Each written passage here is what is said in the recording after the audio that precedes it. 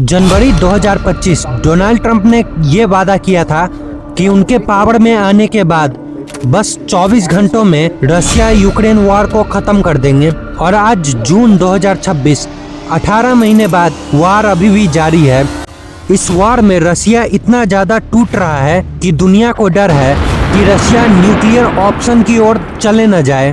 Trump ने पहले कहा कि 24 घंटे उनको लगेंगे वॉर खत्म करने में, और उसके बाद जब उनको रियलिटी की रियलाइजेशन हुई तब उन्होंने 100 दिनों की डेडलाइन तय की कि विदिन 100 डेज ये वॉर वो खत्म कर देंगे।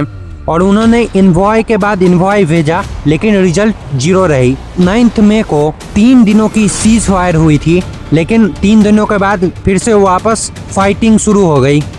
18 महीने बीत चुके हैं, लेकिन अभी तक कोई परमानेंट डील नहीं हुई है। अब अगर नंबर्स की बात करें तो रशिया के करीबन 12 लाख सोल्जर्स या तो बुरी तरीके से जख्मी हैं या फिर मारे गए हैं, जिसमें करीबन 5 लाख कंफर्म डेथ्स हुए हैं। अब सोचिए 5 लाख लोग, यानी कि एक छोटी सी शहर। और ये सिर्फ सोल्जर्स तक ही सीमित नहीं है, रशिया के टॉप लेफ्टिनेंट्स भी मारे गए। कोई कार बॉम्ब्स में, किसी की एयर क्रैशेस हुई, कोई यूक्रेनियन स्ट्राइक्स में। रशिया के जनरल्स अपने जमीन पे अभी सेफ नहीं फील कर रहे हैं। अब मैं आपको वो बता रहा हूँ जो किसी ने ना बताया होगा। तो रशिया आज यूक्रेन में 1 स्क्वायर किलोमीटर जमीन को जीतने के लिए करीबन 179 सोल्जर्स गंवा रहा है। ये नंबर्स लास्ट ईयर सिर्फ 67 थे, यानी कि ये नंबर इस ईयर 3 गुना ज्यादा बढ़ चुके हैं। इसका सीधा मतलब ये है कि रशिया जितनी सोल्जर्स रिक्रूट कर रहा है और जितनी डेथ्स हो रही हैं, ये बैलेंस पहले से और भी ज्यादा बिगड़ती जा रही है। जितने रिक्रूट हो रहे हैं उससे काफी ज्यादा मारे जा रहे हैं। हालिया में रशिया के जो बजट्स हैं उनके करीबन 40% सिर्फ डिफेंस में जा रहे हैं। रशिया की करेंसी दिन प्रतिदिन बद से बदतर होती जा रही है। और रिसेंटली यूक्रेन के ड्रोन स्ट्राइक्स ने रशिया के रिफाइनिंग कैपेसिटी को काफ़ी हद तक कम कर दिया है। इस वजह से रशिया की इकोनॉमी और भी ज़्यादा स्ट्रेस में जा रही है।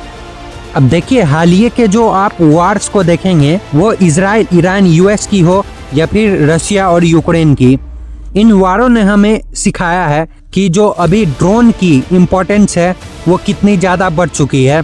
ड्रोन काफ़ी ज़्यादा सस्ते में बन जाते हैं, और ये जब टारगेट को हिट करते हैं तो वो काफ़ी ज़्यादा डैमेज कर देते हैं। अगर ये ड्रोन्स इंटरसेप्ट कर दिए भी जाते हैं तो इनसे ज़्यादा नुकसान नहीं होती है, क्योंकि ये मिसाइल्स की कंपैरिजन में काफ़ी सस्ते में बन जाती है।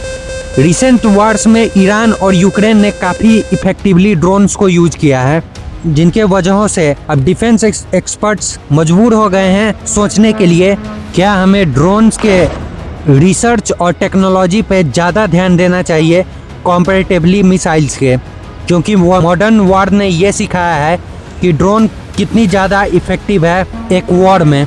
अभी के टाइम में Russia one of the most heavily sanctioned country है। रशिया की जो इकोनॉमी है वो दिन प्रतिदिन श्रिंक करते जा रही है।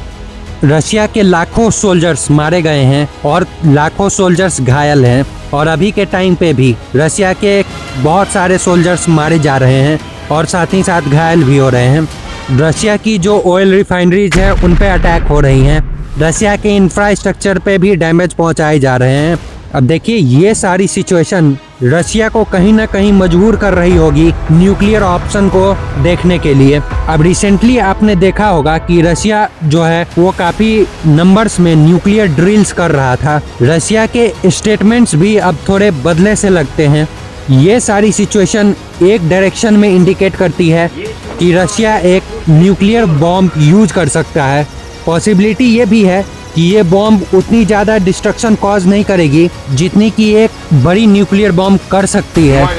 इसके बजाय रशिया एक छोटा सा और कम पावरफुल न्यूक्लियर बॉम्ब यूज कर सकता है। हालिया में यूक्रेन ने नए नए डिफेंस डील्स साइन किए हैं। रिसेंट वाली में पेट्रियट मिसाइल डिफेंस सिस्टम है, जो कि यूक्रेन ने जर्मनी के साथ डील की है।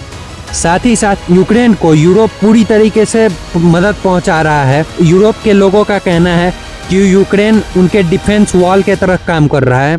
ये सारी सिचुएशन रशिया को कहीं ना कहीं अंदर से ये जरूर मजबूर कर रही है कि वो कोई एक स्ट्रॉन्ग स्टेप ले। तो आने वाला टाइम काफ़ी ज़्यादा इम्पोर्टेंट होने वाला है और इसकी पूरी चांसेस हैं कि जियोपॉलिटिकल इवेंट में कोई बड़ी अपडेट आए। तो ऐसा कुछ होता है तो मैं नया वीडियो जरूर लेके आऊँगा। अभी के लिए बस इतना ही। मैं आप सभी से जाते हुए पूछना चाहूँगा कि अगर आप रशिया की जगह रहते हैं तो क्या आप एक न्यूक्लियर बॉम्ब को यूज करते हैं? कमेंट में अपनी राय जरूर लिखिएगा। जय हिंद, जय भारत।